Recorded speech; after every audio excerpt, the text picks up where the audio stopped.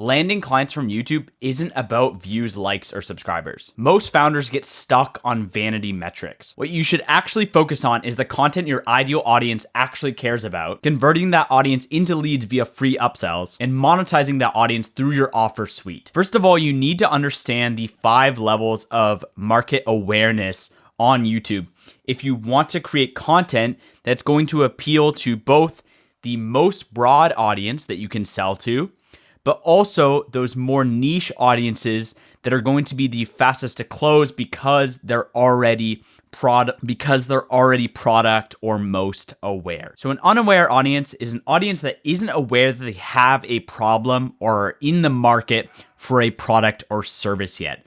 This is the most broad audience. And this is the audience that most people are creating content for.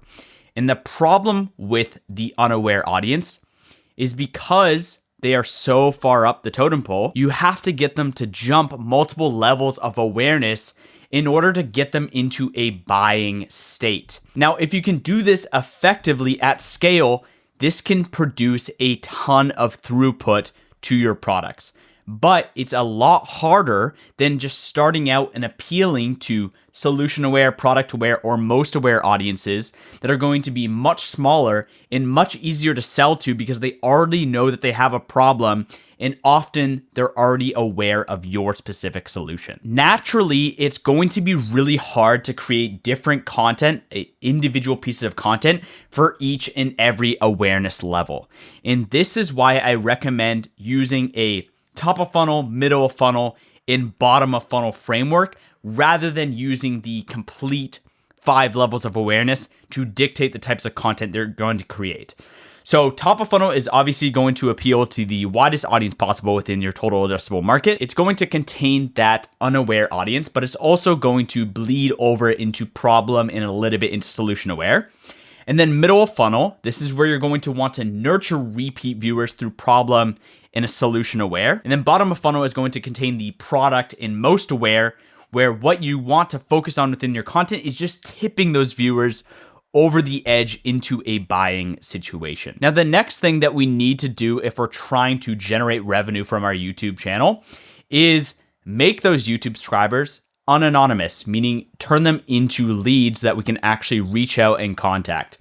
Naturally, YouTube subscribers, unlike Instagram or Twitter or basically any other social media platform, you don't just have a followers list where you can see the names of the people that are following you and interacting with their content.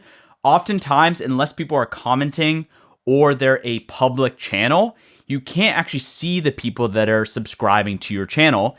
And so you need a way to turn those anonymous subs into leads. So once you've created that top of funnel, middle of funnel, and bottom of funnel content types, you next need lead magnets and an email list to be able to turn those subs into leads. And then from there, you can either use your call funnel or you can use your direct checkouts, depending on the type of product or offer that you're selling, in order to then monetize that audience. So what's actually working in 2026 as far as lead magnets? What I'm seeing universally are things like prompt stacks. So if you have something like a guide to using Claude for landing pages, for example, or creating, Facebook ads or whatever it may be, prompt stacks to be able to use with AI work really, really well as lead magnets. Templates, standard operating procedures, presentations, and assets. One of the easiest ways to create lead magnets on YouTube is if you're making a lot of talking head style content or tutorial style content where you have presentations like I'm presenting right now, you can just put that on a landing page and have people opt into it within your description where people are looking for the presentation to be able to go through themselves. That's a super easy way. It requires a very minimal setup after each video because obviously it's really hard to create lead magnets for individual videos. So an easy way to do that is just to create that or take that presentation or asset. Maybe it's a Miro board, maybe it's a Figma board, whatever it may be, and turn that and put that on a landing page and bam, you have a lead magnet. And you're gonna wanna link your lead magnet in 2 different places.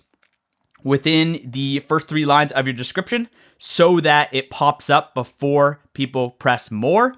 And then you can also add 1 pinned comment per YouTube video where you can have your lead magnet training just like so. Now, the next thing that we have, once we have generated these leads, is we put them onto your email list. And this is where you're going to want to have a few different types of email flows. The first flow is the delivery flow, right? So you have a bunch of YouTube videos. Within the description and pinned comment, you have a call to action to your lead magnet.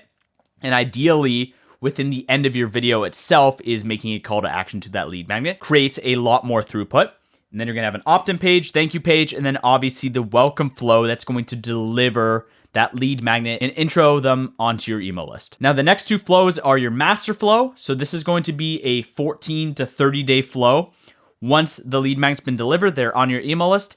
And I would have an automatic 14 to 30 day flow that covers FAQs and objections and provides a lot of propaganda around your offer. And then the second main flow that you're going to want to have is your newsletter. 2 to 3 emails per week is what I recommend as far as cadence.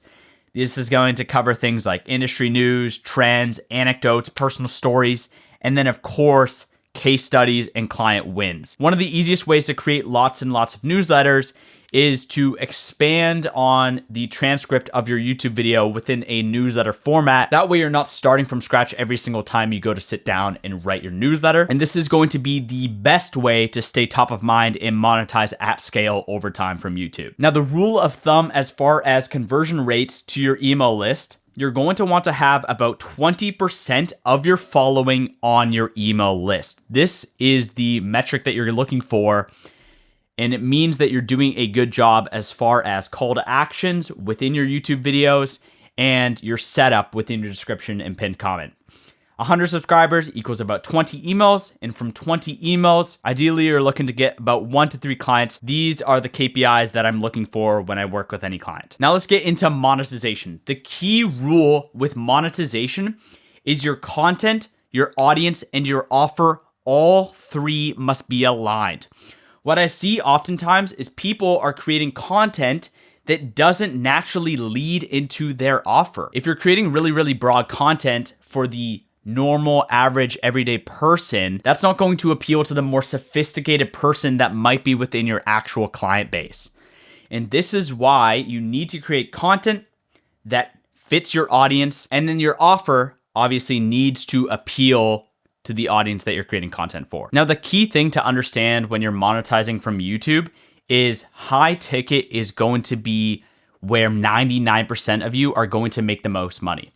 Because unless you have a tremendous amount of throughput, meaning you're getting a ton of views and your offer appeals to a very wide client base. For example, this would be like Mr. Beast. The way that he monetizes his audience, or one of the ways that he monetizes his audience, is through literal chocolate bars and lunch kits in everyday grocery stores. This is because he creates content that's massively wide that appeals to, generally speaking, a younger audience that's going to be interested in, chocolate bars and lunch kits. But if you're trying to sell to sophisticated business owners, then you need to focus on a monetization strategy that makes sense for that. And for most of you, this is going to be high ticket products and services, whether that's high ticket info, agency services, masterminds, and software as a service. If you guys are interested in seeing how the strategy applies to real businesses, I'll link an interview with my client Liam right here. Aside from that, I'll see you in the next one. Peace.